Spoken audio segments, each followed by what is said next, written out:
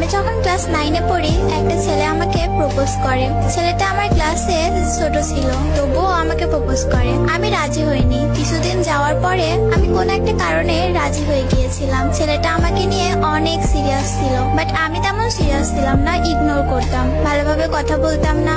ছেলেটা অনেক কান্না করতো, আমার হাতে পায়েও ধরতো, রীতিমতো আমার জন্য পাগল ছিল। একদিন কথা না বললে সে পাগলের মতো হয়ে যেত। একদিন আমার বাসায় জেনে যায় আমি রিলেশন করি। অনেক বকা খাইছি, আমার ফোনটাও নিয়ে নেয় বাসা থেকে। তারপর সে তার ফোন আমাকে দিয়ে দেয়। সে তার বন্ধুর ফোন দিয়ে আমার সাথে কথা বলতো। আমি আবার ধরা পড়ে যাই, সে আবারও আমাকে আরেকটা ফোন দিয়ে দেয়। এভাবে অনেকগুলো ফোন আমাকে সে দিয়েছিল। সে অনেক পাগলামি করতো, আমাকে অনেক ভালোবাসতো, কিন্তু আমার ফ্যামিলি মানবে না। প্রথম প্রথম আম্মু মেনেও নিয়েছিল, কিন্তু আম্মু যখন জানতে পারে ছেলেটা সিগারেট খায়, তখন আমার আম্মু আর মেনে নেয় না। আমার বাসায় বিয়ের জন্য চাপ দেয়, অনেকগুলো বিয়ে ভেঙে দেয় আমি নিজেই। তখন আমার ফ্যামিলি আমাকে বলে, ঠিক আছে তোমাদের বিয়ে দেব, কিন্তু দুইজন কারোর সাথে কথা বলবা না, আগে বড় হও, তখন তোমাদের বিয়ে দিব।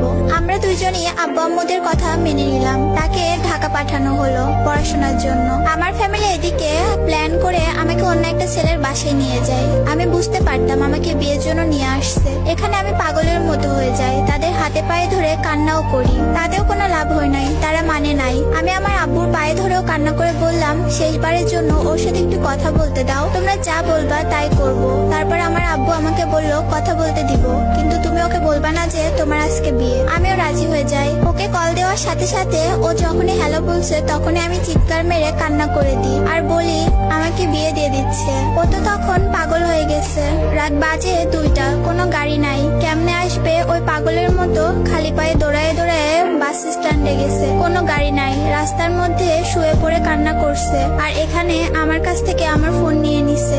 আমি অনেকবার সেন্সলেস হয়ে গিয়েছি, তবুও কেউ মানে নাই। আব্বা আম্মু এসে আমার পায়ে ধরে বলতেছে বিয়েটা না করলে ওনারা মরে যাবে। তাই আর কিছু করার ছিল না, সিগনেচারটা করে ফেলি, হয়ে গেলাম অন্য কারো। কিন্তু মনটা মানতেছে না, আমি পাগলের মতো কান্না করি। কি করলাম এটা? আমার কান্না দেখে আমার ফ্যামিলি আমাকে বাসায় নিয়ে যায়। আর যার সাথে আমার বিয়ে হলো সেও বুঝতে পারে বিষয়টা, সে তার বাসায় চলে যায়। আমি আমার বাসায় এসে পাগল হয়ে গেছি পুরা। পরের দিন বিয়ের লোকজন আসবে আমাদের বাসায়। আমাকে আম্মু বললো, তুমি সবার সাথে ভালো ব্যবহার করবা, ওরা চলে গেলে তোমাকে ওর কাছে দিয়ে আসবো, ওর সাথে চলে যেও। আমিও বিশ্বাস করি, সারাদিন বিয়ের লোকদের সাথে অনেক ভালো ব্যবহার করি। দেন সবাই চলে যায়, কিন্তু লোকটা যায় না। আমি খুব কান্না করি, লোকটা যায় না কেন, ও থাকবে কেন?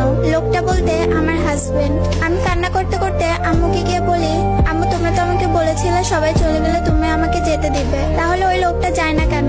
আম্মু আর কথা বলে না। একটু পর দেখি বাসায় কেউ নাই, আমি একা। ওই লোকটা আমাকে একটা রুমে নিয়ে গিয়ে অনেক বোঝায় তাকে মেনে নিতে, ফার্স্ট ভুলে যেতে।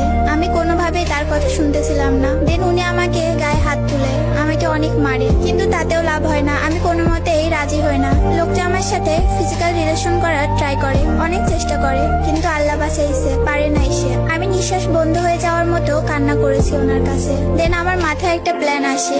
আমি ওনাকে বলি আমার পানি তৃষ্ণা লাগছে, পানি খাবো। তো উনি পানি আনতে যায়। তখন আমি দৌড় দিয়ে দরজা দিয়ে বাহিরে চলে আসি। রাস্তার কিছু